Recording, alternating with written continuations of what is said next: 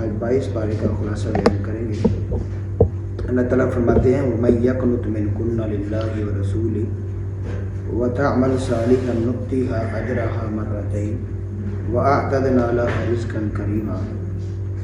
الہ العالمین نے ایک اصول بیان فرمایا کہ جو بھی کوئی انسان اللہ اس کے رسول کی اطاعت کرے، فرما برداری کرے اور نیک عمل کرے، اللہ رب العزت اسے دوہرا اجر عطا فرمائے گی اور ان کے لیے عزت والا، احترام والا رزق تیار کیا ہوا ہے۔ اور آگے الہ العالمین نے خاص حکم نبی کی ازواج کے لیے بیان فرمایا، النبی لستن کاحد من النساء ان اتقیتن، کہ نبی کی بیویوں تم عام عورتیں نہیں ہو، یہ تمہارا نبی کے ساتھ رشتہ ہے اور یہ رشتہ کوئی عام رشتہ نہیں ہے۔ نبی علیہ السلام تو کسی کے لیے دعا بھی کریں تو وہ دعا عام نہیں ہوتی، تو پھر آپ کا تو رشتہ ازواج ہے، یہ عام کیسے ہو سکتا ہے؟ فلا تخضعن بالقول، تو کسی کے ساتھ بھی نرمی کے ساتھ بات نہ کریں، یعنی جس کے ساتھ بھی عورت بات کرے تو سخت انداز سے بات کرے تاکہ وہ اپنے دل کے اندر کوئی بھی کسی قسم کا لالچ کر کے نہ بیٹھ جائے۔ اور آگے فرمایا ان المسلمین والمسلمات والمؤمنین والمؤمنات، فرمایا فرما بردار مرد، فرما بردار عورتیں، مومن مرد، مومن عورتیں، مسلمان مرد، مسلمان عورتیں۔ اگر مرد کا ذکر کیا ہے تو ساتھ عورت کا بھی ذکر کیا ہے، تو یہ لمبی لسٹ بیان کرنے کے بعد فرمایا اعد اللہ لہم مغفرۃ و اجرا عظیما، ان کے لیے اللہ رب العزت نے بخشش اور اجر عظیم تیار کیا ہے۔ تو یہاں پہ خصوصاً مردوں کے ساتھ عورتوں کا بھی ذکر ہے، حالانکہ بالعموم پورے قرآن کریم کے اندر جہاں پہ بھی یا ایھا الذین آمنوا کہہ دیا جائے، اس آمنوا کے اندر عورتیں بھی شامل ہوتی ہیں، لیکن یہاں پہ الہ العالمین نے بالخصوص، کیونکہ اس صورت کے اندر خواتین کے مسائل زیادہ گئے، تو ہر معاملے میں عورتوں کا بھی ذکر کیا ہے کہ اگر عورتیں بھی فرما برداری کریں گی، ایمان لے کے آئیں گی، صبر کریں گی، تو ان کے لیے بھی اللہ کے ہاں اجر عظیم ہے۔ اور آگے الہ العالمین نے ایک بڑا ہی زبردست مسئلہ بیان کیا جہاں پہ کہنے کے بعد ہی ختم ہو گئی۔ فرمایا وما کان لمؤمن ولا مؤمنۃ اذا قضى اللہ ورسولہ امرا، کہ کسی بھی مومن کے لیے یہ بات لائق نہیں ہے کہ جب اللہ اس کا رسول فیصلہ کر دیں کہ وہ اس فیصلے کو تبدیل کرے۔ جہاں پہ بھی اللہ اس کے رسول کا کوئی فیصلہ آ جائے، کوئی حکم آ جائے، تو کوئی مومن اس فیصلے کو تبدیل نہیں کر سکتا، کسی کو اجازت ہی نہیں ہے۔ اور اس کے بعد یہاں پہ الہ العالمین نے ایک بڑا ہی خاص مسئلہ بیان فرمایا وَإِذْ تَقُولُ لِلَّذِي أَنْعَمَ اللَّهُ عَلَيْهِ وَأَنْعَمْتَ عَلَيْهِ أَمْسِكْ عَلَيْكَ زَوْجَكَ وَاتَّقِ اللَّهَ وَتُخْفِي فِي نَفْسِكَ، یہاں پہ الہ العالمین نے سیدنا زید رضی اللہ تعالیٰ عنہ کے رشتہ ازواج کا ذکر فرمایا ہے کہ زید نبی صلی اللہ علیہ وسلم کے منہ بولے بیٹے تھے، تو زید کی شادی نبی علیہ السلام نے زینب رضی اللہ تعالی عنہا کے ساتھ کر دی۔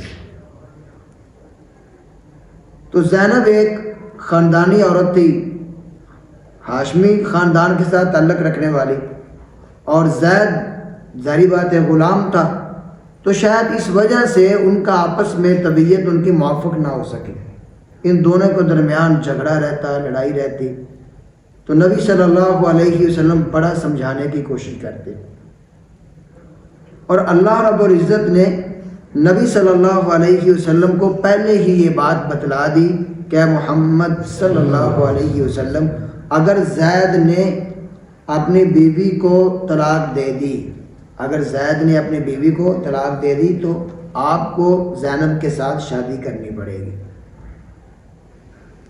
تو نبی علیہ السلام کو یہ پتہ چل چکا تھا کہ اگر زید نے طلاق دے دی تو زینب کی شادی میرے ساتھ ہوگی، اور اس وقت زینب نبی علیہ السلام کی نو تھی، کیونکہ زمانہ جاہلیت میں منہ بولا بیٹا حقیقی بیٹا تصور کیا جاتا تھا، تو کتنی بڑی رسم تھی، اس کو توڑنا کوئی آسان نہیں تھا۔ تو تو نبی صلی اللہ علیہ وسلم جب آپ کو یہ پتہ چل گیا تو آپ اور زیادہ خاص طریقے سے زید کو سمجھاتے. آپ کے دل میں تو یہ تھا کہ کہیں زید طلاق نہ دے دے اور مجھے اس سے شادی نہ کرنی پڑ جائے. آپ نے دل میں یہ چھپائی ہوئی تھی. اللہ نے یہاں پہ یہ ظاہر کر دیا. فرمایا وَتُخْفِي فِي نَفْسِكَ مَا اللَّهُ مُبْدِيهِ، جو بات آپ اپنے دل میں چھپا رکھے تھے اللہ اس کو ظاہر کرنا چاہتے تھے، اور وہ یہی تھی کہ نبی بظاہر شادی نہیں کرنا چاہتے تھے. کیوں؟ کہ معاشرے کی مخالفت بہت زیادہ تھی. تو اللہ رب العزت اس غلط رسم کو ختم کرنا چاہتے تھے کہ منہ بولا بیٹا حقیقی بیٹا نہیں بن سکتا، اور منہ بولے بیٹے کی بیوی کے ساتھ جو اس کا منہ بولا باپ ہے اس کا کوئی رشتہ نہیں ہے، اس کے ساتھ کوئی رشتہ نہیں ہے، وہ محرم نہیں ہے، اس کے ساتھ شادی ہو سکتی ہے. واللہ احق ان تخشاہ، الہ العالمین نے فرمایا کہ محمد اللہ زیادہ حق رکھتے ہیں کہ اللہ سے ڈرا جائے. آپ لوگوں سے ڈرتے ہو، لوگوں سے خوف کھا کے آپ شادی سے کرنے کا اطراع رکھے ہو، یہ آپ کے لیے بات زیب نہیں دیتی. اللہ سے ڈرے. آپ تو اللہ کے نبی ہیں، اللہ کے رسول ہیں، آپ کو لوگوں سے نہیں ڈرنا چاہیے. فلما قضا زید منها وطرا زوجناکها، الہ العالمین نے فرمایا جب زید نے اپنی حاجت کو پورا کر لیا اور طلاق دے دی تو ہم نے آپ کے ساتھ، اے محمد ہم نے آپ کے ساتھ زینب کا رشتہ کر دیا، یعنی شادی کر دی. زینب رضی اللہ تعالیٰ عنہ وہ خاتون ہے جن کا نکاح اللہ رب العزت نے پڑھایا. یہ نکاح ہے زوجناکہا، اے محمد ہم نے، یعنی اللہ کہہ رہے ہیں ہم نے آپ کا رشتہ زینب سے کر دیا ہے. تو یہ بہت بڑی رسم تھی جو نبی صلی اللہ علیہ وسلم نے توڑی ہے، اور یہ قیامت تک ٹوٹ کے رہے گی. یہ دوبارہ یہ رسم جوڑ نہیں سکتی.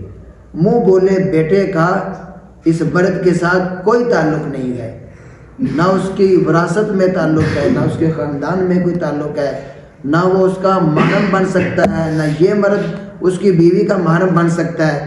اگر وہ اپنی بیوی کو چھوڑ دے یا فوت ہو جائے تو یہ آدمی جو اس کا منہ بولا باپ ہے وہ اس کے ساتھ شادی کر سکتا ہے.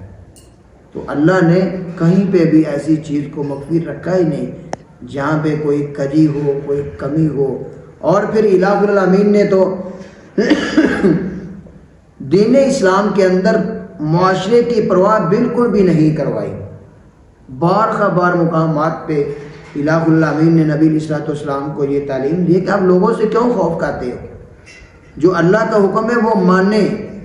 لوگ جو کرتے ہیں کریں، جو باتیں بناتے ہیں بنائیں، جو افواہیں پھیلاتے ہیں پھیلائیں، ان کی پرواہ ہی نہ کریں، کیونکہ لوگوں کی پرواہ کرنا ہی تو شرک ہے.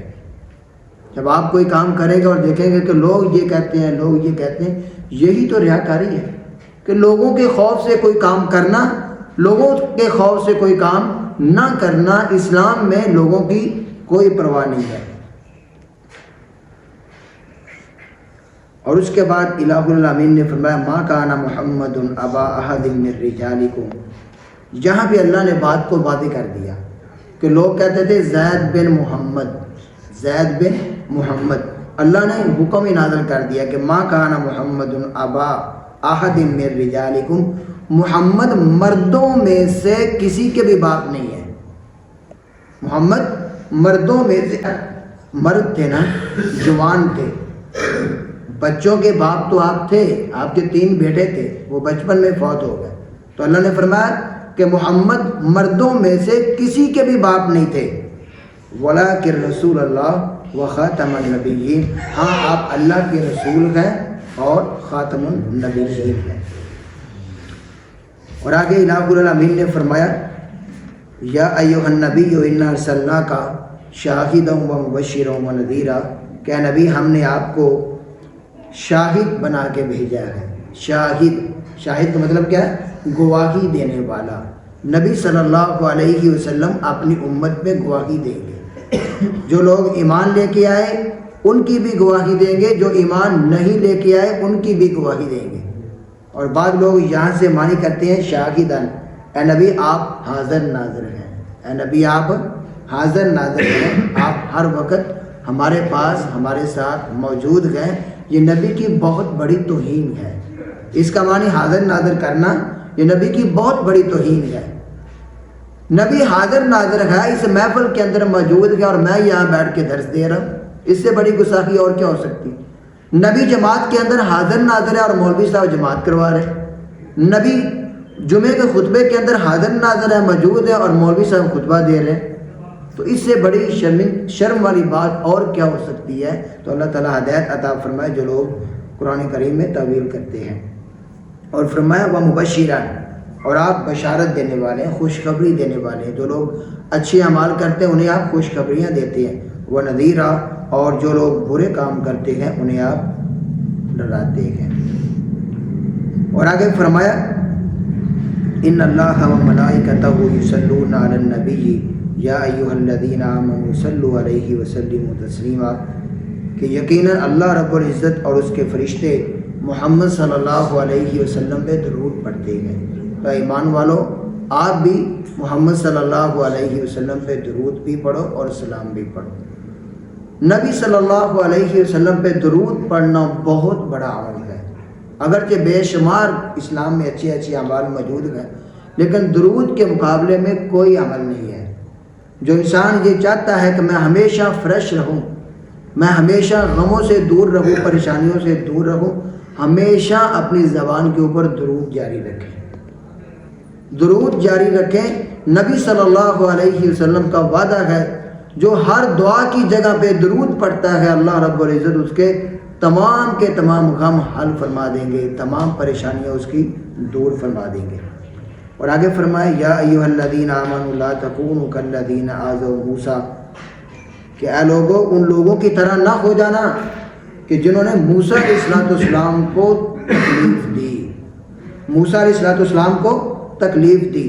اللہ رب العزت بڑے ہی غیرت مند ہے، ہم سوچ بھی نہیں سکتے کہ اللہ میں غیرت کتنی، پیار بھی ہے، حوصلہ بھی ہے، بخشش بھی ہے، غفور الرحیم بھی ہے، شفیق بھی ہے، لیکن غیرت بھی بہت ہے۔ اللہ شرک کو پسند نہیں کرتے، رائی کے دانے کے برابر، اور اللہ رب العزت اپنے نبیوں کے اوپر کوئی تہمت بھی نہیں آنے دیتے، اس معاملے میں بھی بڑے غیرت مند۔ بخاری رحمہ اللہ صحیح بخاری میں ایک قصہ نقل کرتے ہیں کہ موسیٰ علیہ السلام کے زمانے میں لوگ بڑے مرد جو تھے، بڑے آدمی اکٹھے نہایا کرتے تھے، نہروں پہ، دریاؤں پہ، چشموں پہ اکٹھے نہاتے کپڑے اتار کے، لیکن موسیٰ علیہ السلام بڑے شرمیلے تھے، نبی بھی تھے اور شرم بھی بہت تھی، آپ لوگوں کے ساتھ مل کے نہاتے نہیں تھے۔ تو لوگوں نے موسیٰ علیہ السلام پہ الزام لگا دیا کہ موسیٰ تو بیمار ہے، موسیٰ نعوذ باللہ یہ بیمار ہیں، ان کے جسم پہ کوئی بیماری ہے، برس کی بیماری ہے یا کوئی اور عیب ہے، اس وجہ سے موسیٰ ہمارے ساتھ نہاتے نہیں۔ ایک دن کیا ہوا، موسیٰ علیہ السلام اکیلے نہا رہے تھے، کسی چشمے پہ، نہر پہ، دریا پہ، جہاں کہیں بھی، پتھر کے اوپر آپ نے کپڑے رکھ دیے، کپڑے اتار کے پتھر پہ رکھ دیے۔ موسیٰ علیہ السلام غسل کرنے لگے، پتھر نے دوڑ لگا دی، بھاگنا شروع کر دیا۔ جب موسیٰ علیہ السلام نے دیکھا پتھر آپ کے کپڑے لے کے بھاگ رہا ہے، تو آپ نے بھی پتھر کے پیچھے بھاگنا شروع کر دیا۔ صوبی حجر، آپ یہ بات کہتے ہوئے پتھر کو آوازیں دے رہے ہیں، پتھر میرے کپڑے دو، پتھر میرے کپڑے دو۔ پتھر آگے آگے تیز بھاگ رہا ہے، اور پتھر عین اس جگہ پہ جا کے رک گیا جہاں پہ بنی اسرائیل کے مرد بیٹھے ہوئے تھے۔ یقیناً موسیٰ علیہ السلام بھی پیچھے پیچھے تھے، انہیں تو پتہ بھی نہ چلا، وہ مردوں کے پاس چلے گئے۔ جب لوگوں نے موسیٰ علیہ السلام کو دیکھا تو فوراً اپنی بات سے رجوع کیا کہ ہم نے موسیٰ پہ الزام لگایا تھا، موسیٰ علیہ السلام تو بالکل تندرست ہے، فٹ ہے، کوئی ان میں عیب نہیں ہے، کوئی بیماری نہیں ہے۔ تو دیکھیے اللہ رب العزت کو یہ بات پسند نہ آئی کہ قوم نے نبی پہ الزام لگایا، تو اللہ نے نبی کو ایک ایسا الزام جو غیر مناسب تھا، کپڑے اتار کے لوگوں کے سامنے آنا کوئی مناسب نہیں تھا، لیکن اللہ نے اس الزام سے بھی اپنے نبی کو بری کر دیا۔ آگے سورۃ سبا شروع ہو رہی ہے، اور اس صورت کا نام سبا اسی لیے ہے کہ اس صورت کے اندر قوم سبا کا ذکر ہے، ان کے مکانات کا، ان کے محلات کا، باغات کا، ان کی فصلوں کا، اور پھر ان کے اوپر عذاب کیسے آیا، تو اس مناسبت کی وجہ سے اس کا نام بھی الحمدللہ الذی لہ ما فی السماوات و ما فی الارض، تمام تعریفیں اس اللہ کے لیے ہیں۔ زمین کے اندر بھی جو کچھ ہے وہ اللہ کے لیے تعریفیں بیان کرتا ہے، اور آخرت کے اندر بھی جو کچھ ہے وہ بھی اللہ کے لیے تعریفیں بیان کرتے ہیں، اور وہ اللہ حکمت والا ہے، خبردار ہے۔ فرمایا یعلم ما یلج فی الارض، اس اللہ کا اتنا بڑا علم ہے جو کچھ بھی زمین کے اندر داخل ہوتا ہے اللہ اسے جانتے ہیں۔ جو کوئی زمین کے اندر کیا داخل ہوتا ہے، ہم زمین کے اندر بیج ڈالتے ہیں، ہر بیج کو اللہ جانتے ہیں۔ زمین کے اندر ذخیرے ہیں، ذخائر ہیں، اللہ انہیں جانتے ہیں۔ زمین کے اندر خزانے ہیں، وہ ان کو بھی اللہ جانتے ہیں۔ دفینے ہیں، ہر چیز جو زمین کے اندر اسے اللہ جانتے ہیں۔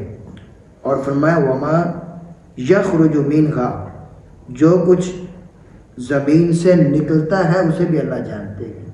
زمین سے پھل نکلتے ہیں، اناج نکلتے ہیں، سبزیاں نکلتی ہیں، ہر پھل کو، ہر بیج اللہ رب العزت کے علم میں ہے کہ اس کی کیپیسٹی کیا ہے، اس کو کتنا پھل لگے گا، کتنا نہیں لگے گا، ہر چیز اللہ کے علم میں موجود ہے۔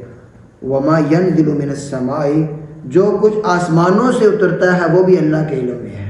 آسمانوں سے کیا اترتا ہے؟ بارش، اللہ کی رحمت، اللہ کے فرشتے، اولے، یعنی جو بھی چیز، بیماریاں، شفائیں، رحمتیں، برکات، ہر وہ چیز جو آسمانوں سے نیچے آتی ہے زمین کی طرف، الہ العالمین اس ہر چیز کو جانتے ہیں۔ اور فرمایا وما یعرج فیہا، جو کچھ آسمان کی طرف چڑھتا ہے اسے بھی اللہ جانتے ہیں۔ آسمان کی طرف کیا چڑھتا ہے؟ آسمان کی طرف ہمارے نیک اعمال چڑھتے ہیں۔ جو بھی ہم اعمال کرتے ہیں وہ آسمانوں پہ جاتے ہیں۔ ایک حدیث میں آتا ہے کہ ہر سوموار، ہر جمعرات کو اعمال اللہ کے حضور پیش کیے جاتے ہیں، تو ہمارے اعمال آسمان کی طرف جاتے ہیں۔ فرشتے زمین آسمانوں سے نیچے آتے ہیں، پھر ہمارے اعمال اٹھا کے آسمانوں کی طرف اوپر چڑھتے گئے۔ ان سب کو اللہ رب العزت جانتے ہیں۔ یہ ساری کی ساری چیزیں اللہ رب العالمین کے علم میں ہیں۔ اور آگے الہ العالمین نے سلیمان علیہ السلام کا قصہ بیان کیا، اور ایک جھلک بیان کی کہ سلیمان علیہ السلام کی بادشاہی کیسی تھی۔ فرمایا کہ ولی سلیمان الریح غدوها شہر ورواحها شہر، سلیمان علیہ السلام ہواؤں کے بھی بادشاہ تھے۔ صبح کے وقت ہوا جب سلیمان علیہ السلام کا تخت اٹھاتی، وہ اتنی تیزی سے سفر کرتی جس طرح کہ 1 مہینے کی مسافت، یعنی صبح کے 2-3 گھنٹوں میں سلیمان علیہ السلام اتنا سفر کر لیتے جتنا 1 مہینے میں سفر کیا جاتا ہے۔ اور اسی طرح پھر شام کو جب ہوا کے ذریعے تخت اٹھ کے آتا تو وہ اتنا سفر کرتے جتنا 1 مہینے میں سفر کیا جاتا ہے۔ تو یہ ہوائیں بھی سلیمان علیہ السلام کے تابع تھی۔ اسی طرح جنات بھی سلیمان علیہ السلام کے تابع تھے۔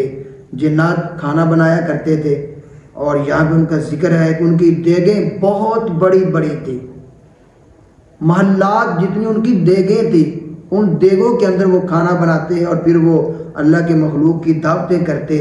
تو یہ ان کی ایک بادشاہی کا ایک نمونہ الہ العالمین نے بیان فرمایا، اور ساتھ یہ بھی فرمایا کہ سلیمان علیہ السلام اللہ کے شکر گزار بندے بھی تھے، نیک بھی تھے، صالح بھی تھے۔ بادشاہی کی وجہ سے انہوں نے کوئی نجائز فائدہ نہیں اٹھایا، وہ اللہ رب العالمین کے فرما بردار۔ یعظکم بواحدۃ ان تقوموا للہ مثنی وفرادا، کیا لوگو اے محمد صلی اللہ علیہ وسلم انہیں بتلا دیجئے کہ میں تمہیں نصیحت کرتا ہوں، ہر ایک کو تم اللہ کے لیے کھڑے ہو، جو اکیلے ہو پھر بھی اس کے لیے کھڑے ہو، جو دو ہو پھر بھی اس کے لیے فرما برداری سے کھڑے ہو، جو جیسے بھی تمہیں فرصت ملتی ہے اللہ کے سامنے کھڑے ہو جو، ثم تتفکروا، پھر اس کی نعمتوں پہ، اس کے انعامات پہ غور و فکر کرو، اس کی زمین میں جو بھی کچھ اس نے تمہارے لیے چھوڑا ہے اس کے لیے غور و فکر کرو، تدبر کرو۔ اور آگے سورہ فاطر شروع ہو رہی ہے۔ فاطر کا معنی ہے ایجاد کرنا۔ جیسے ہم کہتے ہیں کہ ایٹم بم، اس کا موجد ڈاکٹر قدیر ہے، تو موجد کا مطلب پہلی دفعہ ایجاد کرنا، تو سورہ فاطر کا مطلب بھی ہے پہلی دفعہ ایجاد کرنا۔ تو یہاں پہ الہ العالمین نے زمین و آسمان کے بارے میں بیان کیا کہ الحمدللہ فاطر السماوات والارض، تمام تعریفیں اس اللہ کے لیے ہیں جس نے زمین و آسمان کو ایجاد کیا، یعنی اللہ نے ہی زمین و آسمان کو پہلی دفعہ بنایا ہے، اللہ سے پہلے کوئی بھی نہیں بنا سکا۔ جاعل الملائکۃ رسلا، اور تمام تعریفیں اس اللہ کے لیے ہیں جس نے فرشتوں کو انبیاء کا نائب بنایا۔ فرشتوں کو انبیاء کے لیے یعنی وحی لے کے آیا کرتے تھے، اور ساتھ فرشتوں کا ایک صفت بھی ہمارے سامنے بیان کی، اولی اجنحۃ مثنی و ثلاث و رباع، کہ فرشتے ایسے تھے کہ بعض فرشتوں کے 2 پر تھے، بعض کے 3، بعض کے 4، یزید فی الخلق ما یشاء، بعض فرشتے ایسے تھے جن کے اتنے زیادہ پر تھے جو اللہ ہی جانتے ہیں، جو اللہ ہی جانتے ہیں۔ صحیح بخاری میں ایک حدیث ہے کہ نبی مکرم صلی اللہ علیہ وسلم نے معراج کے موقع پہ جبرائیل علیہ السلام کو دیکھا اور آپ نے ان کے 600 پر گنے۔ جبرائیل علیہ السلام کے 600 پر تھے جو نبی علیہ السلام نے خود دیکھے۔ تو یہ ہے یزید فی الخلق ما یشاء، بعض فرشتوں کے اتنے زیادہ پر ہیں جن کی تعداد اللہ رب العزت ہی جانتے ہیں۔ اور آگے اللہ تعالیٰ نے فرمایا یا ایھا الناس انتم الفقراء، اے لوگو تم فقیر ہو، تم سارے کے سارے اللہ کے فقیر ہو۔ واللہ هو الغنی الحمید، اللہ رب العزت بے نیاز ہے، قابل تعریف ہے۔ اللہ بے نیاز ہے، اسے کوئی پرواہ نہیں، وہ اپنے نبیوں کی نہ مانے اسے کوئی پرواہ نہیں، وہ ولیوں کی نہ مانے اسے کوئی پرواہ نہیں، وہ ساری مخلوق کو ختم کر دے اسے کوئی پرواہ نہیں۔ فرمایا ان یشاء یذھبکم ویأتی بخلق جدید، اگر وہ چاہے تو تم تمام کے تمام کو ختم کر دے، یعنی جو ابھی موجود ہے نا ان سب کو ختم کر دے، ویأتی بخلق جدید، اور نئی مخلوق لے آئے، اس اللہ کو کوئی پرواہ نہیں ہے۔ یہ ہمارے لیے ایک سبق ہے۔ ہم میں سے کوئی اگر یہ سمجھے نا کہ شاید میری نمازوں کی اللہ کو پرواہ ہے، میرے صدقے کی اللہ کو پرواہ ہے، میری خطابت کی اللہ کو پرواہ ہے، میرے حفظ کی اللہ کو پرواہ ہے، تو وہ بھول جائے، وہ اپنے دماغ سے اس وسوسے کو نکال دے۔ اللہ کے ہاں تمہاری کوئی اہمیت نہیں ہے، کوئی پرواہ نہیں ہے۔ ہاں تم اس کے فرما بردار بنو گے تو وہ تمہارا قدر کرے گا، اکرام کرے گا، وہ تم اس کے لیے تہجد پڑھو گے، وہ مہمان نوازی ضرور کرے گا، وہ سب سے اچھا مہمان نواز ہے، لیکن اسے تمہاری پرواہ نہیں ہے۔ تمہیں تکبر کرنے کی ضرورت نہیں ہے، اکڑنے کی ضرورت نہیں ہے، اپنے روزوں پہ، اپنی نمازوں پہ، اپنی تہجد پہ، اپنے قرآن پہ فخر کرنے کی کوئی ضرورت نہیں ہے۔ ہاں عاجزی کرو گے تو وہ تمہیں اور زیادہ نوازے گا۔ اور اسی طرح آگے الہ العالمین نے فرمایا کہ ان اللہ عالم غیب السماوات والارض انہ علیم بذات الصدور، کہ یقیناً اللہ رب العزت ہی ایسی ذات ہے جو زمین و آسمانوں کا غیب جانتے ہیں، یعنی اللہ کے علاوہ کوئی بھی ایسا نہیں ہے جو زمین و آسمان کا غیب جانتا ہو۔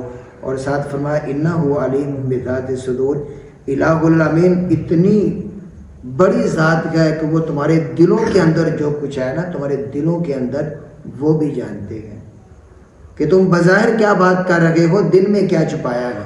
تم لوگوں سے تو چھپا سکتے ہو لیکن اللہ سے نہیں چھپا سکتے، وہ علیم بذات الصدور گئے۔ اسی لیے ہمیں اچھا ہی سوچنا چاہیے، اچھی بات کرنی چاہیے، اپنے بھائیوں کے ساتھ خیر خواہی کرنی چاہیے جتنا ہو سکے۔ اللہ تعالیٰ ہمیں عمل کی توفیق عطا فرمائے۔ اور آگے سورہ یاسین شروع ہو رہی ہے، یاسین والقرآن الحکیم۔ یاسین سے بعض کہتے ہیں کہ یاسین نبی کا نام ہے، بعض کہتے ہیں اللہ کا نام ہے، بے شمار اس کے معنی بیان کرتے ہیں۔ راجح قول یہ ہے کہ یاسین حروف مقطعات ہے، جیسے الف لام میم ہے، الف لام را ہے، کاف یا عین صاد ہے، ایسے ہی یاسین ہے. اس کے معنی اللہ جانتے ہیں، اللہ کے سوا کوئی نہیں جانتا. میں والقرآن الحکیم، یہ قرآن ایک حکمت کی کتاب ہے. انک لمن المرسلین، کہ محمد صلی اللہ علیہ وسلم آپ رسولوں میں سے ہیں. یہاں پہ اللہ رب العالمین نے اس شبے کو دور کیا ہے کہ کافر کہا کرتے تھے لست مرسلا، کہ محمد آپ نبی نہیں ہیں. آپ نبی ہوتے تو آپ کی سچائی کے لیے کوئی فرشتہ ہوتا، کوئی گواہ ہوتا. آپ ہماری طرح کھاتے پیتے چلتے گئے، آپ نبی کیسے ہو سکتے ہیں؟ تو اللہ رب العزت نے سورہ یاسین نازل کی اور ساتھ قسم اٹھا کے بات کی کہ میرا محمد تو رسولوں میں سے گئے، ایسے رسولوں میں سے ہے جس طرح پہلے رسول آئے. یہاں پہ الہ العالمین نے قصے بھی بیان کیے. وَاضْرِبْ لَهُمْ مَثَلًا أَصْحَابَ الْقَرْيَةِ إِذْ جَاءَهَا الْمُرْسَلُونَ. یہاں پہ ایک بستی والوں کا قصہ بیان کیا کہ ان کی طرف اللہ نے رسول بھیجے. فرمایا کہ ہم نے ان کی طرف 2 رسول بھیجے، بستی والوں نے ان کو جھٹلا دیا، پھر ہم نے تیسرا بھیج دیا. ان کی مدد کرنے کے لیے تیسرا رسول بھیج دیا. فَكَذَّبُوهُمَا، انہوں نے ان کو بھی جھٹلا دیا. فَعَزَّزْنَا بِثَالِثٍ، تیسرے کے ساتھ مدد کی اور تینوں نے جا کے کہا اِنَّا إِلَيْكُمْ مُرْسَلُونَ، ہم رسولوں میں سے ہیں. انہوں نے آگے سے یہی اعتراض کیا مَا أَنْتُمْ إِلَّا بَشَرٌ مِثْلُنَا، تم رسول کیسے ہو سکتے ہو؟ تم تو ہمارے جیسے بشر ہو، ہمارے جیسے انسان ہو، ہم تمہیں رسول کیسے مانیں؟ ہم تو خیال کرتے ہیں کہ تم جھوٹے ہو. یہاں پہ نبی صلی اللہ علیہ وسلم کو بھی حوصلہ دیا جا رہا ہے اور امت کو بھی تبلیغ کی جا رہی ہے. نبی کو حوصلہ یہ ہے کہ نبی پریشان نہیں ہونا. اگر انہوں نے آپ کو جھٹلایا ہے تو آپ سے پہلے بھی انبیاء کو یہ جھٹلا چکے گئے، اور قوم کو یہ بات بتلائی کہ اگر محمد آپ کے پاس رسول بن کے آئے گئے تو اس سے پہلے بھی رسول آئے گئے. یہ محمد کو پہلے رسول نہیں ہے، اس سے پہلے بھی رسول آئے اور ان امتوں نے بھی اللہ کے رسولوں کو جھٹلایا. اللہ نے انہیں سخت عذاب دیا. اگر آپ بھی ایسا کرو گے تو پھر تمہارے ساتھ بھی ایسا ہی ہوگا. بہتر یہ ہے کہ اللہ کے رسول کو مانو، ان کی اطاعت کرو، ان کے فرما بردار بنو تاکہ اللہ کے ہاں تم سرخرو ہو سکو. اللہ رب العالمین سے دعا ہے کہ اللہ تعالیٰ ہمیں عمل کرنے کی توفیق عطا فرمائے. اقول قولی ھذا استغفر اللہ لی ولکم.